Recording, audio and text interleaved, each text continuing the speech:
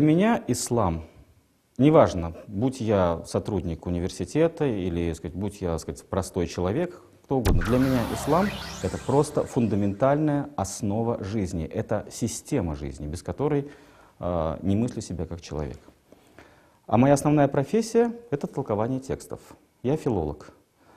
Все, что мы делаем в университете, это попытка докопаться, дойти до смысла текста. Любого текста, который написал любой человек. Я занимаюсь англистикой, поэтому в сфере моего внимания находятся главным образом классические английские тексты.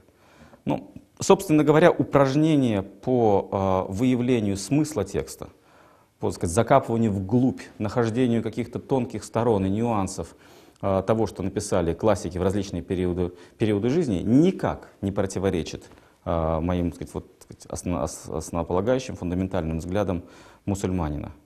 Я верю в Бога, я верю в ангелов, и я считаю, что жизнь, которую человек живет на этой земле, это лишь маленький фрагмент, собственно говоря, подготовка его к более интересной и большей жизни, которая наступит после того, когда человек закончит эти дни, пройдет суд, а там уже у нас откроются такие красоты и такая настоящая жизнь, собственно говоря, о которой простой человек даже, наверное, и не мечтает. Поэтому примитивизация для меня здесь, это примитивизация взгляда на религию и взгляда на ислам, она абсолютно неприемлема. Я считаю, что Бог, Аллах, который сотворил человека таким чудесным творением, каким он есть, главное, достаточно взглянуть на себя в зеркало и посмотреть, как замечательно работают все органы чувств, как замечательно работает человеческий организм, как живет мысль, как функционирует человек, как живое существо, как часть этого мира. Достаточно посмотреть вокруг, и ты понимаешь, что примитива никакого нет.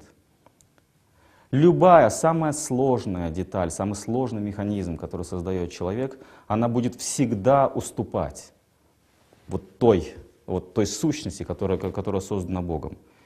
Это подталкивает меня, как человека и как филолога, к тому, чтобы разобраться в сущности творения более детально. Я начинаю вглядываться в нюансы окружающего мира, в людей, в тексты, которые ниспосланы Всевышним, в Коране, более детально. Я хочу понять ту замечательную систему, которая создана Богом. То есть моя повседневная деятельность как филолога, связанная с наблюдением за текстом, с наблюдением тем, как раскрывается смысл, и моя жизнь как мусульманина связана с наблюдением за нюансами и этим миром, они в принципе соотносимы.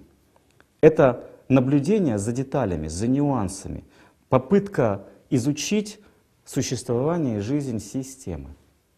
То есть по сути своей, в основе своей, эти две сущности меня, они друг другу не противоречат. Что касается исполнения необходимых, обязательных ритуалов ислама, так сказать, как обстоит дело здесь? Мы знаем, что у многих людей взгляд здесь такой, что намаз — это обязательно какая-то точка во времени, которую необходимо исполнить именно, так сказать, в эту точку. Но мы же знаем, что намаз исполняется в периоды какие-то. И здесь существует довольно большая гибкость. Если, скажем, чтобы исполнить утренний намаз, для этого достаточно встать с рассветом, и, собственно говоря, до восхода солнца здесь достаточно длительный промежуток времени. И здесь у меня времени, так сказать, сколько угодно. То же самое касается всех остальных намазов. Здесь нет какой-то конкретной одной точки, в которую я должен это исполнить. Пара заканчивается, у меня остается еще какое-то время для исполнения молитвы. Слава Богу, мечеть совсем недалеко от университета. И проехаться до мечети занимает минут 20-25, собственно говоря, на троллейбусе. Это очень близко. Плюс ко всему, всегда в теплые периоды времени всегда есть улица, где есть, вокруг университета есть сад, есть множество укромных уголков, где, можно, никому не мешая, и, не привлекая излишнего внимания к себе, этот ритуал выполнить, совершить молитву. Молитва несложный ритуал. Она отнимает не больше 2-3 минут. И времени на это требуется совсем немного. Но я считаю молитву для себя не какой-то тяжелой обязанностью, да, когда я должен оторваться от своих дел и, так сказать, и прийти, что-то такое, так сказать, делать совсем другое. Многие посчитали бы это, ну, как бы это сказать, обузой, да, каким-то таким обязательством, которое человек должен выполнять, ну, потому что он обязан это делать, но особого удовольствия в этом не увидел бы и, может быть, не получил бы от этого никакого внутреннего заряда. Считаю иначе. Вся жизнь, на мой взгляд, человека — это ритм. Мы двигаемся в определенном ритме. И наши дни тоже некоторый ритм, который мы закладываем сами для себя. Сначала завтрак, потом работа, потом там встречи какие-то, потом мы что-то читаем, с кем-то общаемся, потом мы там обедаем, ужинаем и так далее. То есть, и мы планируем свои дни каждый день. И может так оказаться, что в этой веренице дел, в этой беготне, можно Бога куда-то отодвинуть на задний план. В этом опасность. В этом опасность.